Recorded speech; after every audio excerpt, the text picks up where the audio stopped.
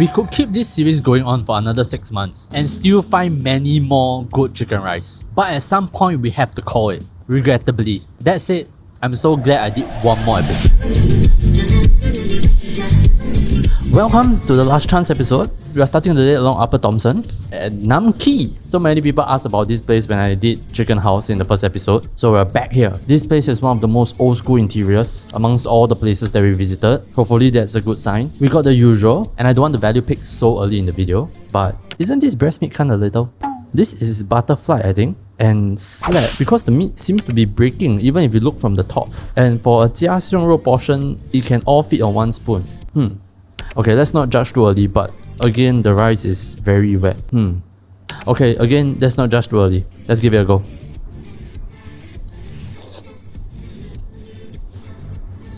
To be honest, I don't know whether this last chance episode is a good idea, because as you all know, it's always unfair to the later dishes. It's harder to be excited when you have tried quite literally the best. That said, even the average chicken rice in Singapore is good chicken rice. Well-seasoned rice. It does have the addictiveness you will want in chicken rice. Chicken is cooked well, tasty, tender, especially the breast. But this late into the series, you all probably don't need me to tell you how delicious chicken rice is. The worst rice in the series. I don't know how, but the rice is both overcooked and undercooked. There might be 2 batches of rice in this plate, because on the outside, you can see that it's very much broken down and extremely wet. It's shining on the screen and it's not oil. And yet when you bite in, there is still the nyak-nyak of undercooked rice. I don't know whether it's batch management, because this might be the first plate of chicken rice of the day, but I don't enjoy it. Even without the undercooked rice inside, this mush texture is furthest from my favorite rice. And I don't want to say this is a miss first, because I don't know how much this cost, but I want to say the meat is on the low side, no? I normally don't like to point out this kind of stuff. I don't like to value pick, unless it's very obvious. But here, it does seem... Am I tripping? Check, can you go back and see the previous chicken rice? Is this lesser?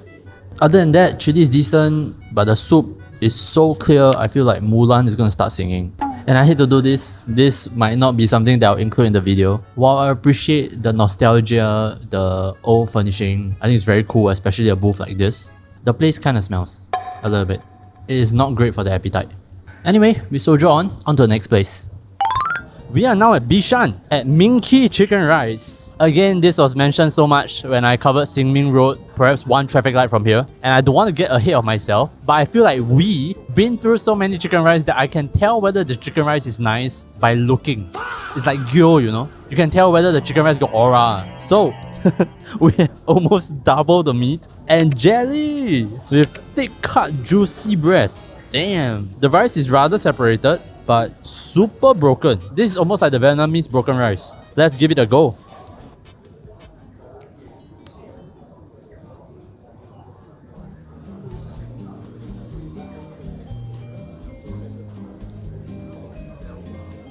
This will be the 7th time you heard me say this series. I take it back. This last chance episode is not a mistake. I want to say the ceiling of broiler chicken. Amazingly cooked. Silky smooth, jelly with the drumstick, thick pieces, juicy with the breast. Which brings me to one of the most underrated skills in Hainanese chicken rice, butchering. This is butchered so nicely. The pieces measured so well, everything intact. The skin still sitting so perfectly. This is actually very hard. If you go and see any of the TikTok chefs, me included, the chicken rice may look nice, but the skin is never as pretty. I really cannot overstate that this is not as easy as it looks. But because of that butchering, right, every piece is so satisfying. You get the silkiness from the top layer, the skin. You still get enough thickness for the meat to bite. But because of how well it's cooked, it's not stubborn at all. If we were to talk just broiler chicken, I cannot recall one better than this off the top of my head. And then we move on to the rice. Very surprisingly, while all of the grains are broken up, it is still very solid. I'm tempted to think that this is a different grain. When rice is broken up like this, you would think that the integrity broke down, thus the breaking, and then eventually it becomes mush. But here it's actually quite solid. It is not to the point of Li Li Fen Ming, it's more on the sticky side, but the flavor, the seasoning, on point. I mean, chili is decent, soup, although it looks bland, comes with some veggies and spice, I believe. There's a different taste to it. I cannot identify what. Although the chicken is so good, there are also two misses with it.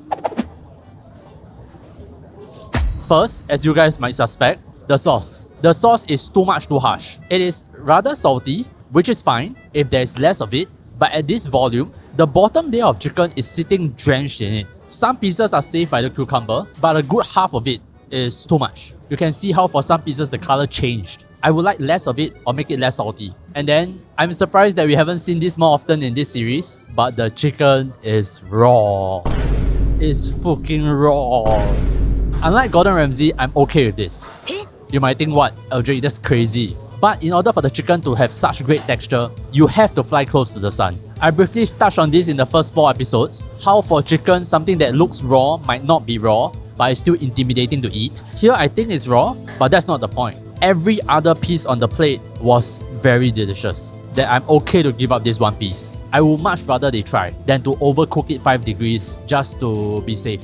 Wow, this got me excited for a little bit. I thought I was gonna change my top 3. Let's see if we can find one in the next place. For the last stop of the day, we are at Nat's Chicks, the daughter of the famous 5-star Hainanese chicken rice that we didn't go to, and there's only one reason why we didn't go. I got their medium when I really wanted to get their chef special kampong set because of fairness reasons. This comes with our usual chicken drumsticks and breast meat, and it's kampong chicken. More interestingly, the chili seems to have some sort of fat emulsified in. You almost have this like mayo texture. Very cool. Has it been a while since we had kampong chicken? We do have some jelly, if you can spot it. Let's give this a go.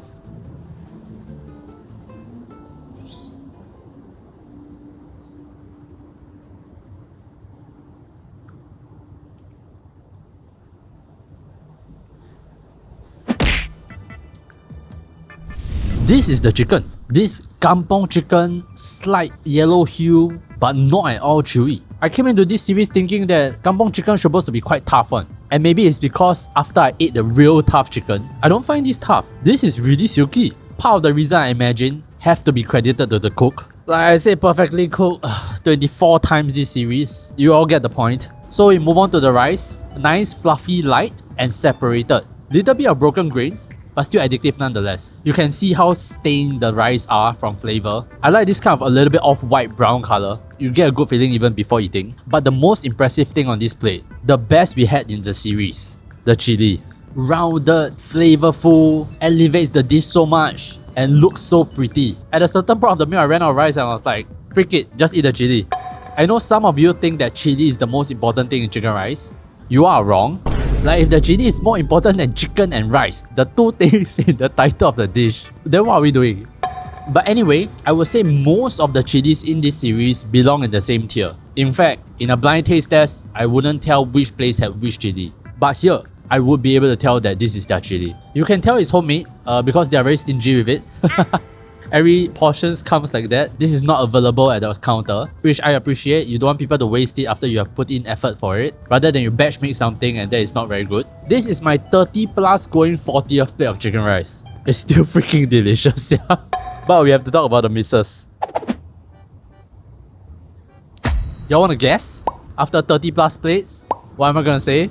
The rice is not mush, but it is soft. Some of you may like it, like I mentioned a lot of times now. I like something that is harder. Just a preference thing. As you can see, I still gobble it up. In fact, I'm very tempted to go for another portion. This is very good. And I'm not sure if it's because of any association effects, but even the soup is starting to taste good. It looks so underwhelming. It looks like the kind that I would hate, but it just has this very nice clean chicken flavor. Well, if I'm biased, I think they earned the bias. Okay, let's wrap it up here. It's time for Cafe O'Clock.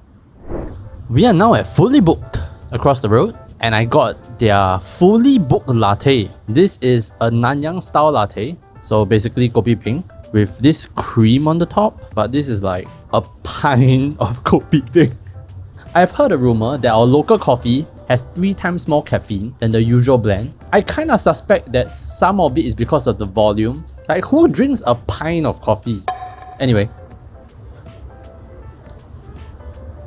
really kopi peng with a cloud on top, which I quite enjoyed. Kopi is a bit diluted when none of the ice has melted, but oh well. Anyway, recap. We didn't start the day too well. I apologize if that is your favorite chicken rice. I need to repeat myself, don't take my opinions too seriously. But personally, I blame the chicken rice in this series. They have spoiled me.